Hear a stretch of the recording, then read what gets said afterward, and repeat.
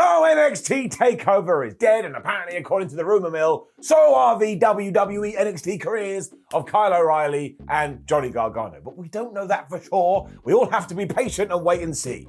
This is what I do when I'm being patient. I have no idea why my leg is up in the air. You probably couldn't even see it. And clearly I'm so passionate about this, my throat just went weird then. I'm just a human being, bad things happen. But it is a brand new special NXT takeover thingamajig. So we now have to decide whether the good bits get an up or whether the bad bits get a down. That's not it right at all. The ups always, I don't know what I'm talking about. It's been a very long weekend. I don't know what's happening. Wrestling just keeps coming at you like a train. Let's just up those downs. For NXT, no takeover, WarGames.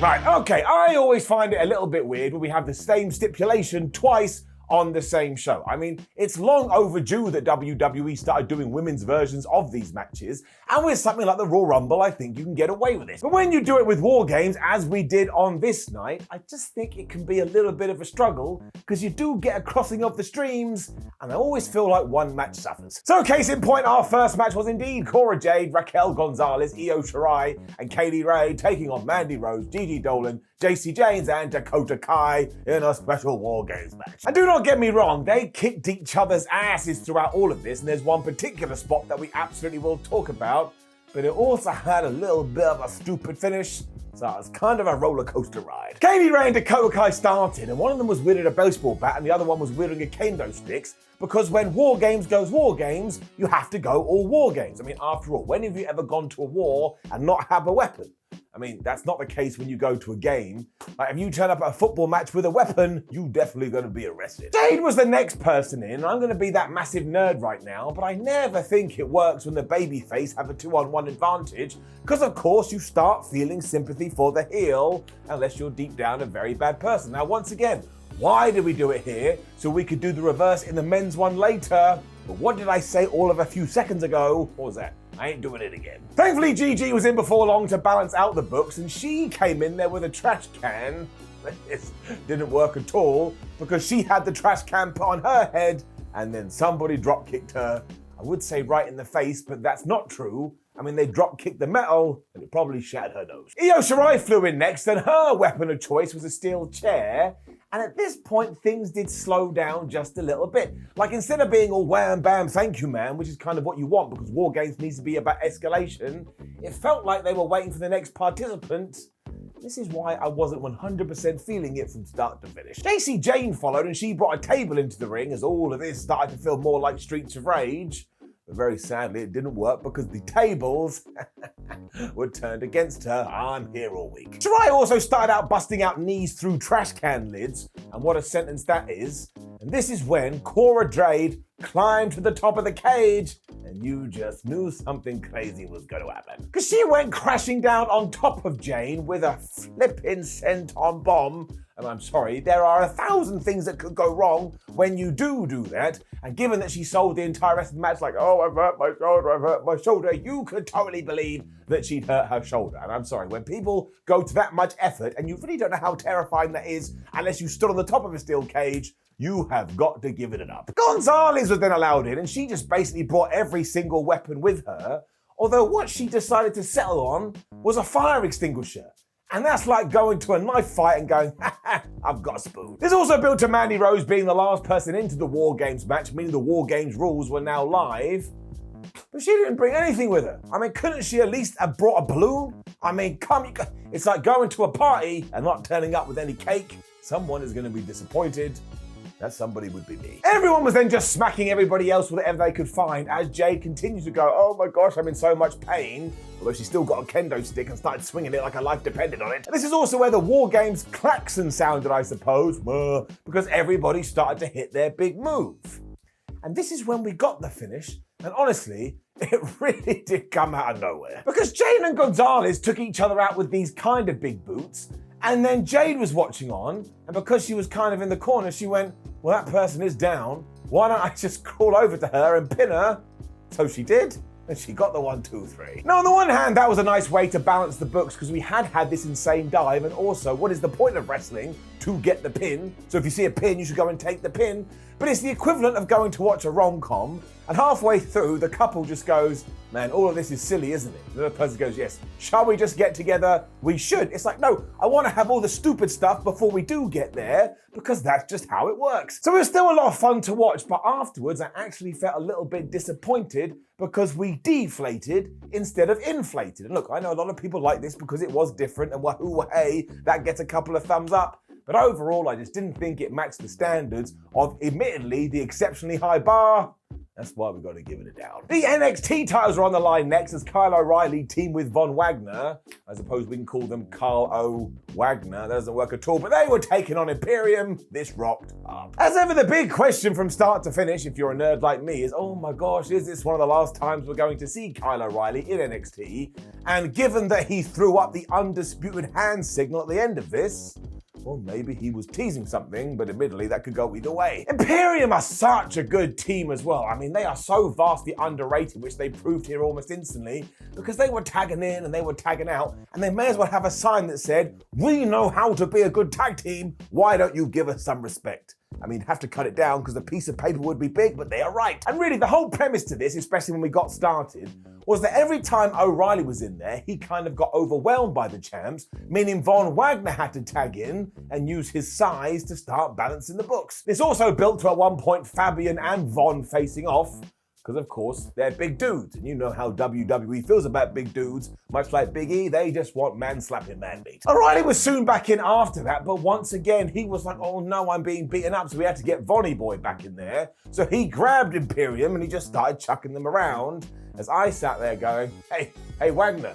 remember that time you were on SmackDown and then you just vanished again?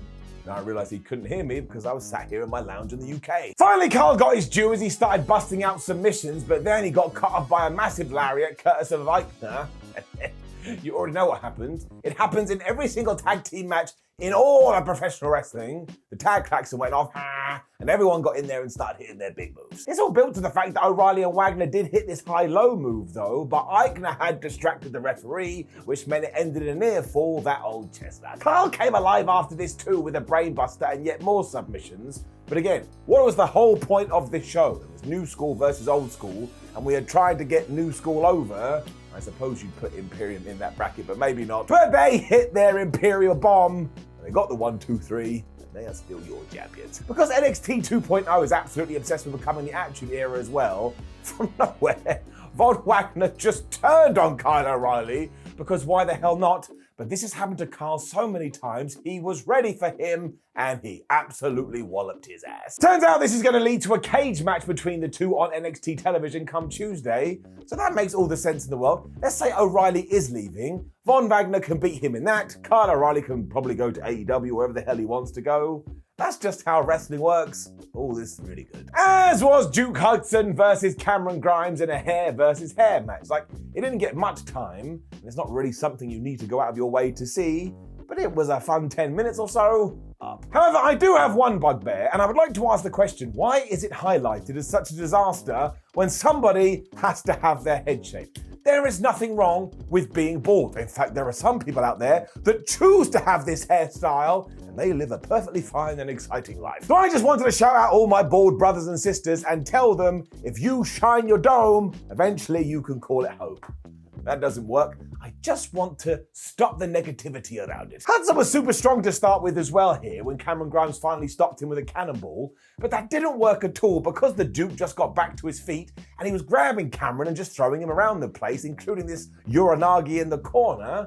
I was like, man, I hope he doesn't have his head shaved because I actually think he gets his power from his hair. It was also pretty much Hudson for the duration of this match, which kind of did tip you off to what was going to happen in the finish. Because even if you've watched WWE for less than a year, you know what they love to do is, sorry, Dukester, we need you to take the L on this one, but what we're going to give you back is 98% of the match. To follow on with that idea too, we also had Hudson get a visual pin here, because he hit the most devastating move in all of sports entertainment, the surprise roll-up, and he would have got the 3, but the referee saw the fact he was holding the ropes, so he broke it up. So this of course meant a few minutes later, Cameron Grimes hit the most devastating move in all of sports entertainment, and he held the tights, but the referee didn't see it, so now we have a spot of controversy which can steer the story onwards. As ever, Hudson didn't want to have his head shaved. I was like, man, this is just an absolute disgrace to my people. And there was a barber's chair there as well. I love this. I love the fact that all professional wrestling companies have decided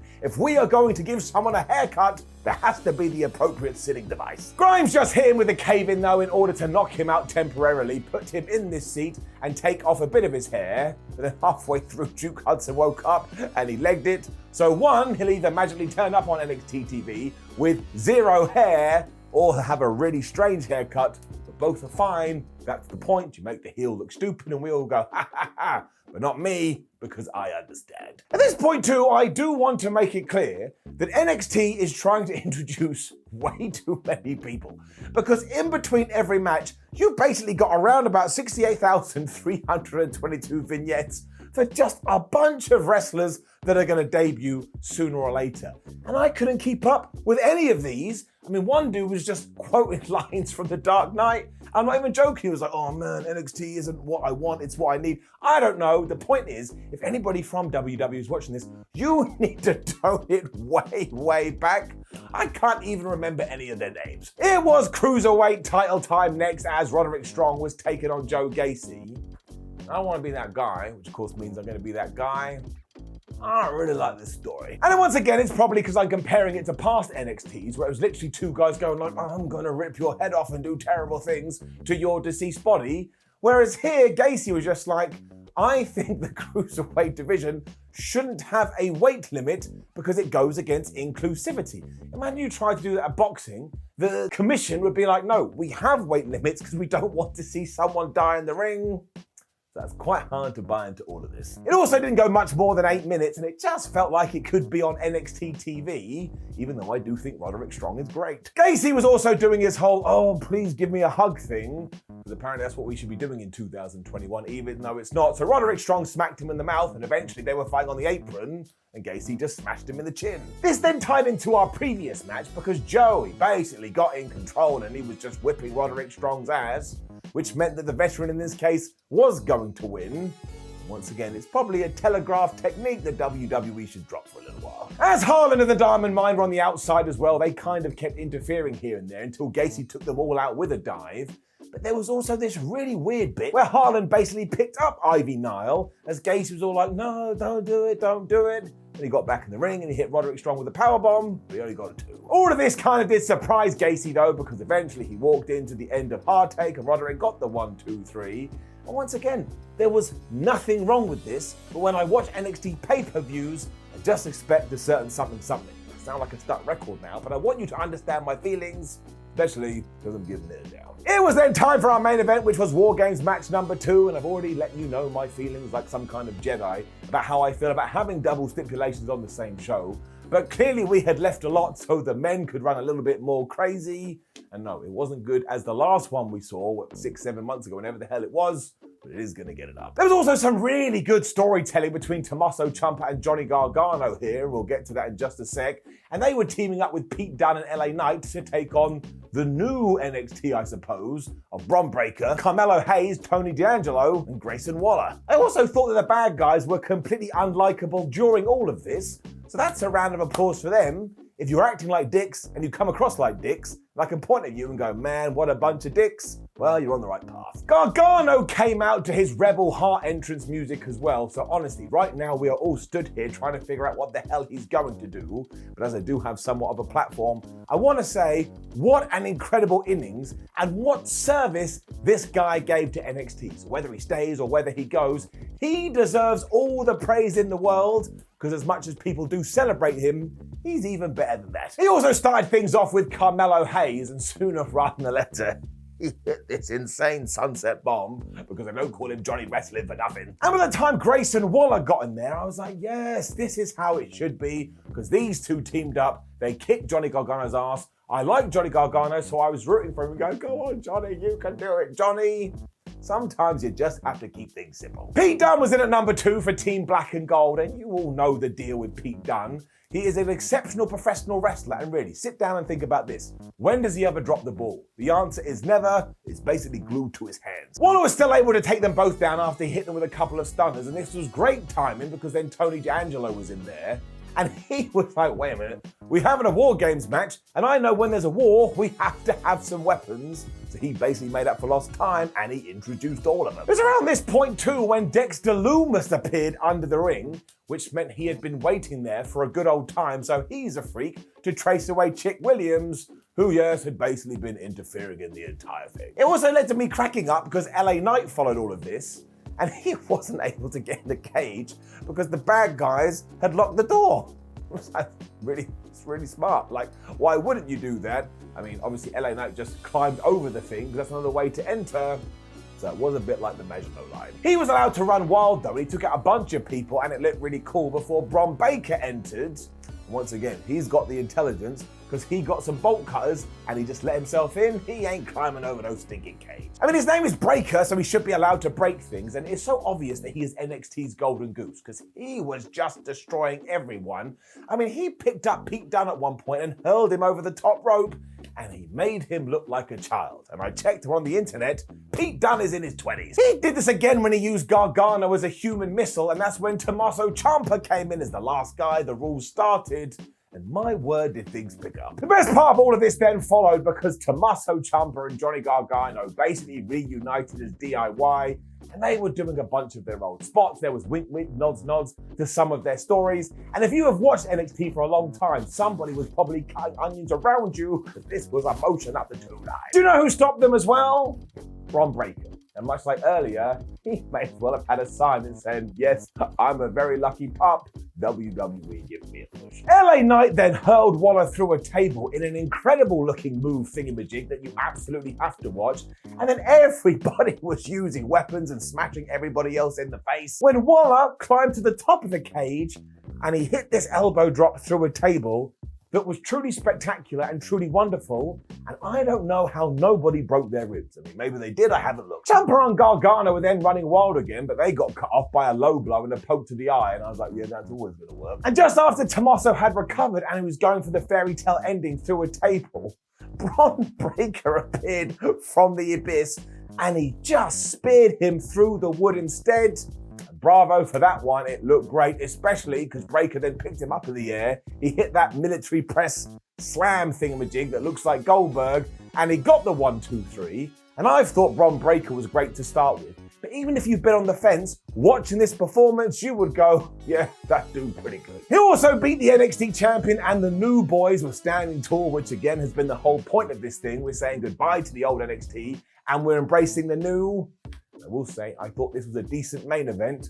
Very quietly, maybe not as good as the other ones we have seen, but good is good. This was good. And my favorite thing about NXT 2.0 is that when people like Bron Breakker, whoever else do get called up, maybe Vince McMahon will actually use them, because of course that wasn't the case before. But look, if you have a spare 2 hours, 45 minutes, and you just want to see some decent wrestling, you could do a lot worse than this.